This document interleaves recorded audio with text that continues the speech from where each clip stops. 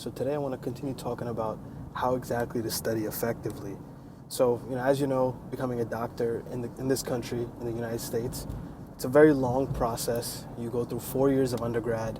After that, you apply to medical school. Medical school is 4 years. After that, you do a residency training. In that time frame, you study constantly. You take exams, usually monthly. You take board exams throughout. That usually ranges from anywhere between 3 and 5 years. So you spend a lot of time studying, and even when you're done with your training, the reading, the studying never goes away. You have to stay up to date with your knowledge. So it comes with the territory. If you're going to become a doctor, you're going to be studying a lot. So what I want to talk about today is something that I feel like a lot of students overlook, and a lesson that I had to learn sort of the hard way, but after I learned it, it was very effective. And that is that you have to study in a way where you're not comfortable. You have to step outside of your comfort zone. Now, what exactly does that mean? Essentially, boiling it down, and without belaboring the point, you have to test yourself early.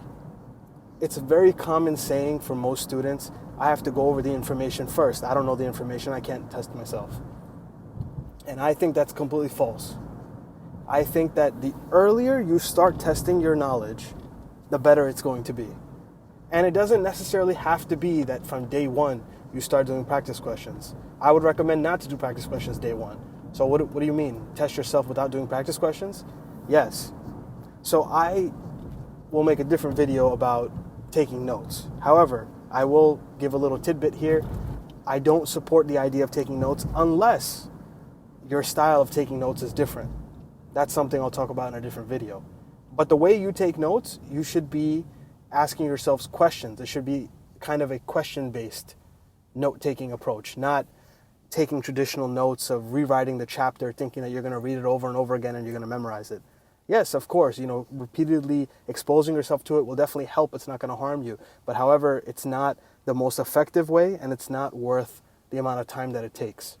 So what do I recommend? I recommend that if you're going to take notes, make it in a question format where you can constantly test yourself. So you're actively trying to recall the information, you're trying to remember the things that you had in your brain, and you're putting your brain to work.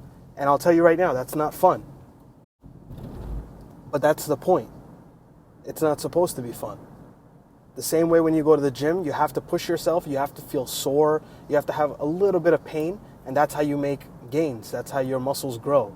It's the same thing with your brain. You have to step out of the comfort zone. You're going to have to take practice questions where you are probably not going to know the answers. You're going to get things wrong. You're going to have to really dig deep in your brain. You might get frustrated. You might read something, and then 15 minutes later, you can't remember it. I'm just telling you now, this is all part of the process. This is to be expected.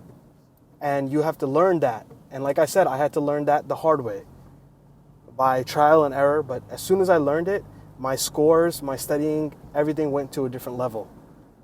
And so that is the way that I recommend that you study. You step out of the comfort zone and test yourself early.